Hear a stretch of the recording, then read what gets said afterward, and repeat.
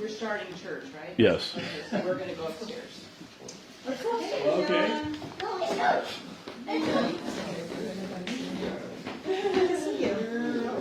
You should have said no. You started anyways. That way they didn't stay here. Half the crowd's gone. Well, that's okay. Well, today we're going to talk about Aaron. Now, Okay. we all know Aaron was Moses' brother. Right. You know, he was Moses' mouthpiece. You know, he was considered Moses' prophet. But why don't you guys tell me a little bit about what you know about who Aaron was? Gosh. Well, he was a Levite. Okay. A lot of what I know you shared.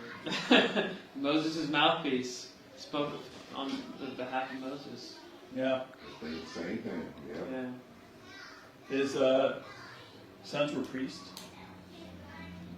Was he older brother? I don't remember if he was the older brother. Yes. He was the older brother. Now, we all know that the reason he was Moses' mouthpiece is because Moses was actually more unwilling than unable to act. Yeah. Now, we don't know why, but as a result, God summoned Aaron to help Moses.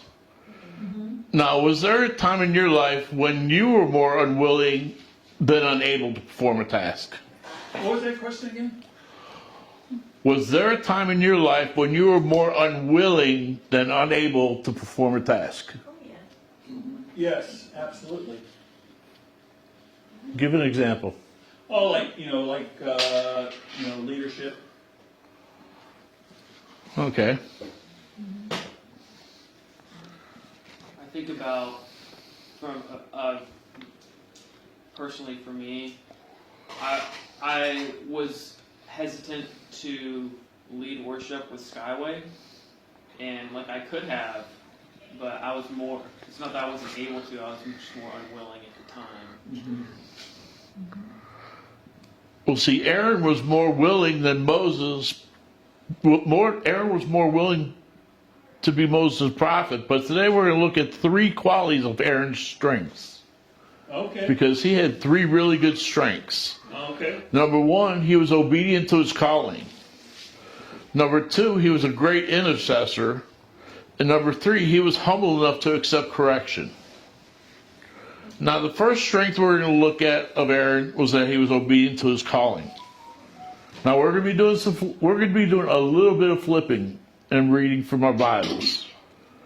So, if we could go to Leviticus 8, and Chris, if I could get you to read verses 31 through 36. Got you,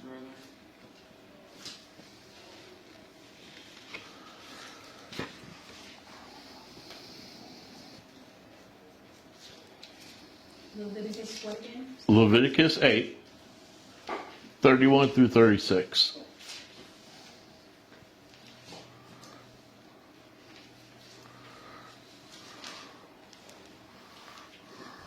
Moses then said to Aaron and his sons, "Cook the meat at the entrance to the tent of meeting and eat it there with the bread from the basket of ordination offerings. As I was commanded, Aaron and his sons are to eat it.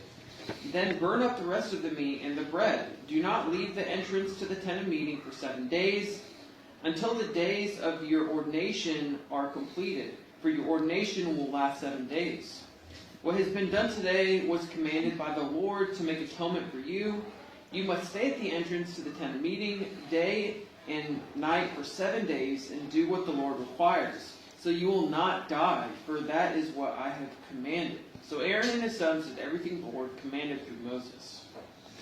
Thank you, Chris. There's a lot of musts in there.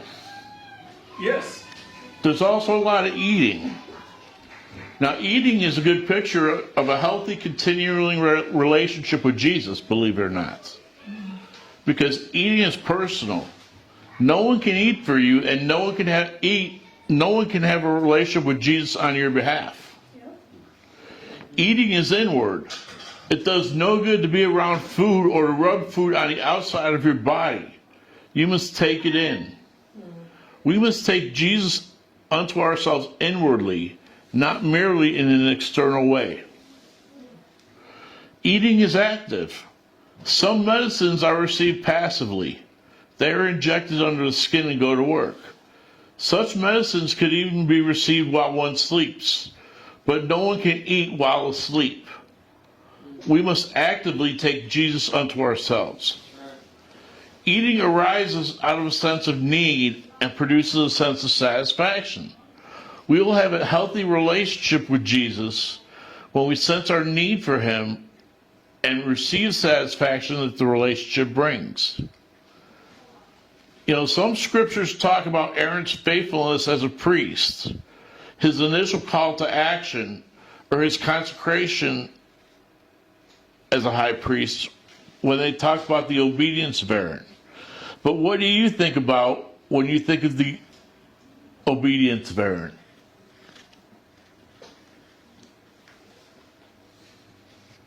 Since they did everything the Lord commanded through Moses and his sons.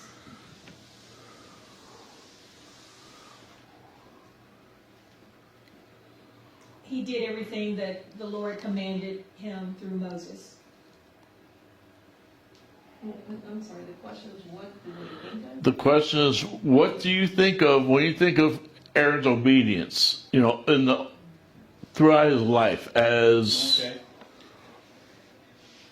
Well, I think he was a great example for us.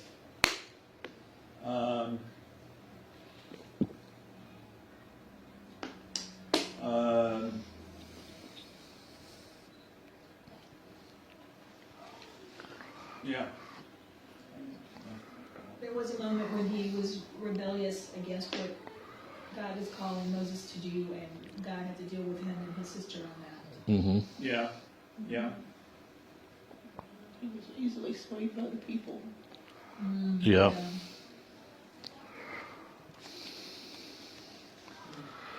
Well, I'm sorry, go ahead. I thought I heard somebody was going to say something. No. Well, the second strength we're going to focus on is Aaron's strength on being a great intercessor. We're going to turn to Numbers 16, and we're going to look at verses 46 through 50.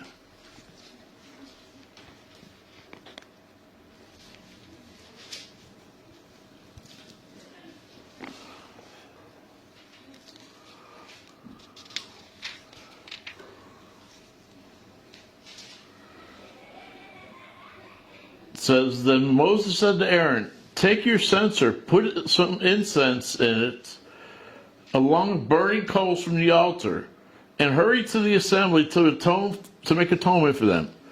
Wrath has come out from the Lord. The plague has started. So Aaron did as Moses said, and ran into the midst of the assembly. The plague had already started among the people. But Aaron offered the incense and made atonement for them. He stood between the living and the dead, and the plague stopped.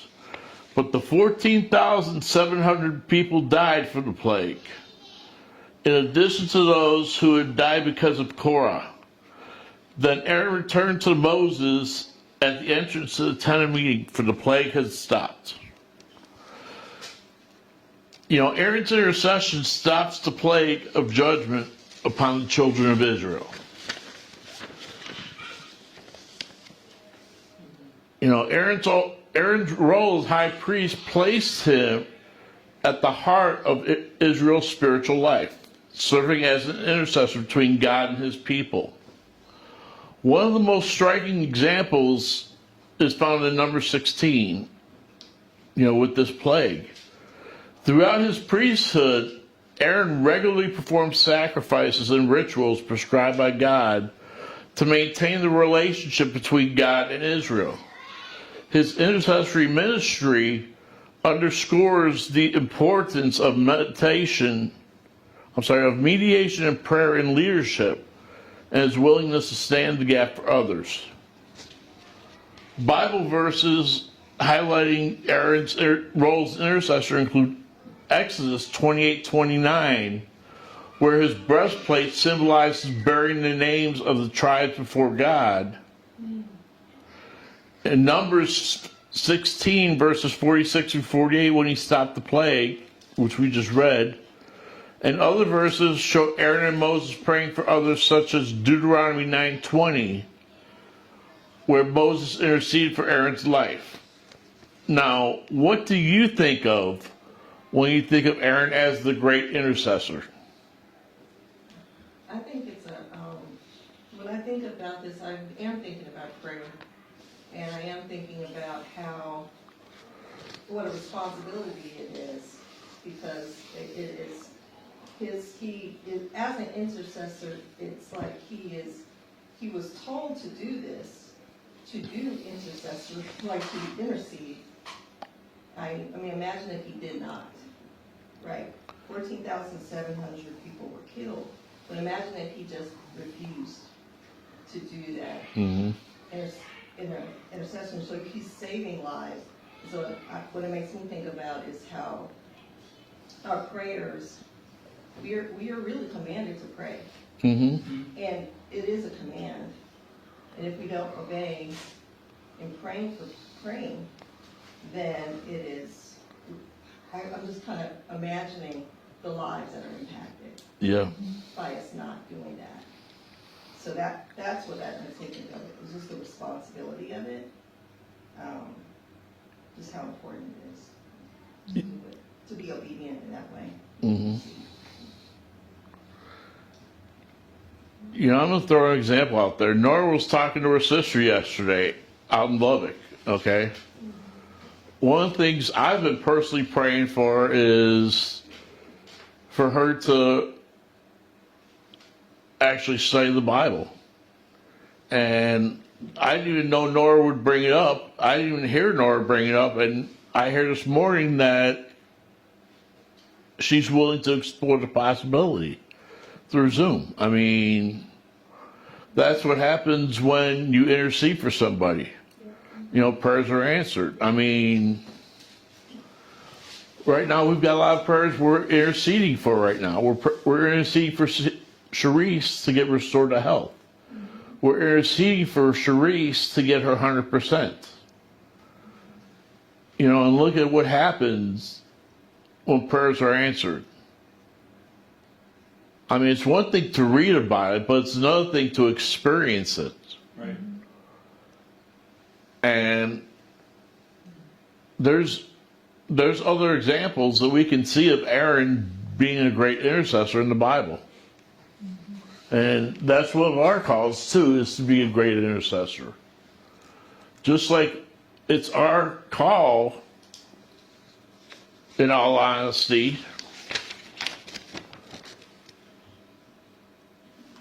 to be obedient to the call. And last but not least, to accept correction. You know, that's why I picked these strengths of Aaron, because those are three strengths that he has that we need. You know, which brings me up to the last strength, and on the fact that he was willing to take correction. And we're going to turn over to Numbers 12, and we're going to look at verse 11.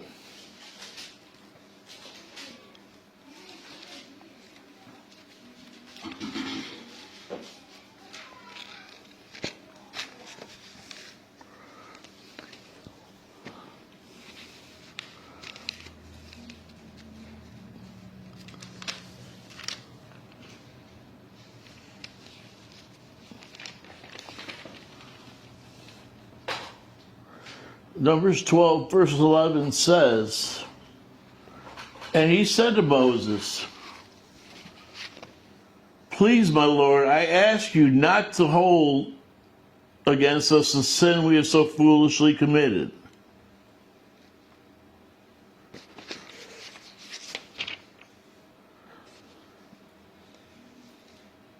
You know, despite his prominent position, Aaron was not immune to error.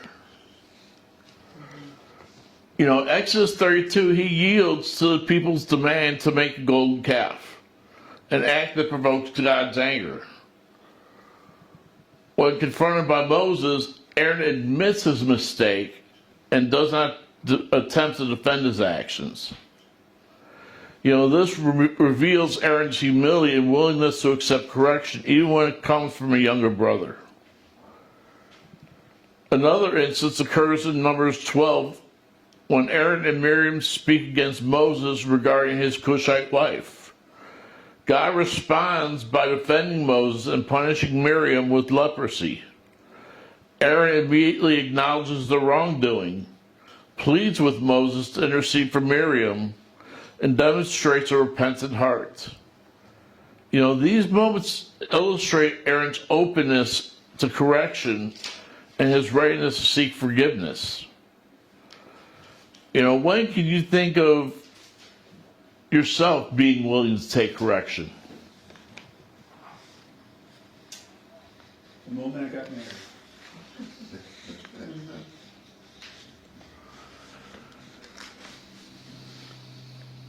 When I played sports,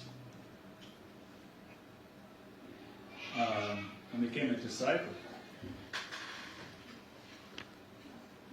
I mean, we're disciples of Jesus. We're taking correction every day as we compare ourselves to him and see how far we fall short of his example.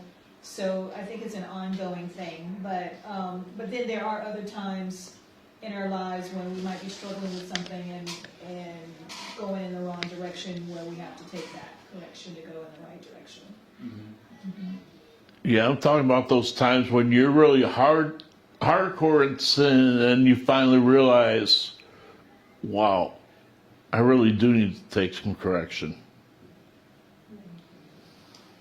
Yeah, that's like, I think we really need correction, but a lot of times we don't want to take the correction. I think the correction is easier when you kind of know what it is that you need to be corrected about. Yeah. I think, well, for me personally, it's easier when I'm already kind of know, oh yeah, I know I need to work on that. But if it's something that's like I'm totally blind to, Yeah. and then somebody brings it to me, like I want to fight it. I want to defend because I don't see that in me. And that's when it's hard. Yeah. But, I'm looking at Aaron and, he didn't see it. He didn't see that what they were doing. He and Miriam thought they were in the right. Right. Right. Right? They thought they were, right? They were on their high horse, having something to say. Yeah. And of course they thought they were right or they would not have said anything. But then God showed them they were wrong. Yeah. And then they decided to be humble. Right. They didn't have to decide to be humble. They could have just, Lord, it's hard to be humble. Right. they could have rose up and said, oh, no, I'm not, but they decided to be humble. And I thought that was Yeah. There was a the right time. decision. I'm sorry. No, I was about to say, that's the right decision that they made. Yeah. And it was also made, I think, out of the sense of awe of God, and he gave Mary leprosy twice. And so, maybe she needed a little extra encouragement to repent, I don't know. But I just think that sometimes God has to show us that he is God, and not us, Right. so that we can have that humility that you were talking about. Yeah. No, I was thinking about when there was a time when men didn't like asking for directions, but now we have this GPS, and the wife would say, "No, why don't you just pull over and ask somebody?" And the men would say, "No, I got it. We'd be driving around.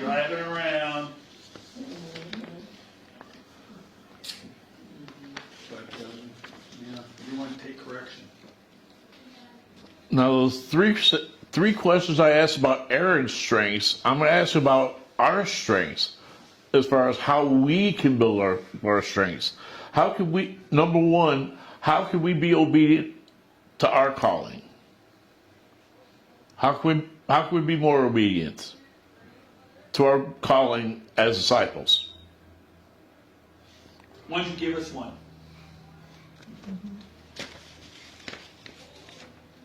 Like when we're caught, like perfect example, the women went out to the folk festival. Okay, It was a chance for them to not only fellowship, but a chance to share their faith.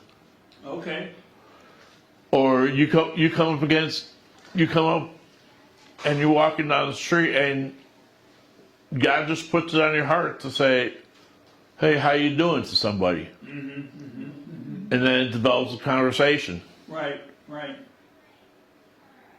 Or more importantly, in accepting your calling, you know, how many days do you wake up and you don't exactly feel like being a disciple? Because it's a daily decision. Yeah. So that's why I'm asking. Well, I think of that saying, 80% of success is just showing up. Because a lot of times I underestimate the power of just being together. And I think, I don't feel like it, you know, and you end up turning your attitude around by just, you know, being around encouraging people. Having a strong prayer life just helps me. Yeah, that's a good one too. Yeah. That's going to lead to my second question. Oh. You know, how do you think you can be a great intercessor? Like you said, by having a great prayer life. Yeah, I think that's really good because we underestimate prayer. I know I do.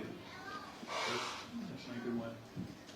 But what makes that prayer life so successful? I know for me, it's great to have the brothers that I pray with every morning, Monday through Friday. Yeah, And the brothers I pray with at night on Tuesdays and Thursdays. yeah. Yeah. I think what I've learned from you, Richard, a lot, being here in Jackson, is that you're very intentional. And you're very, and you know, is a discipline that we have to develop. And I found that if I write things down or set alarms or reminders, it's very, very helpful for me to be more intentional.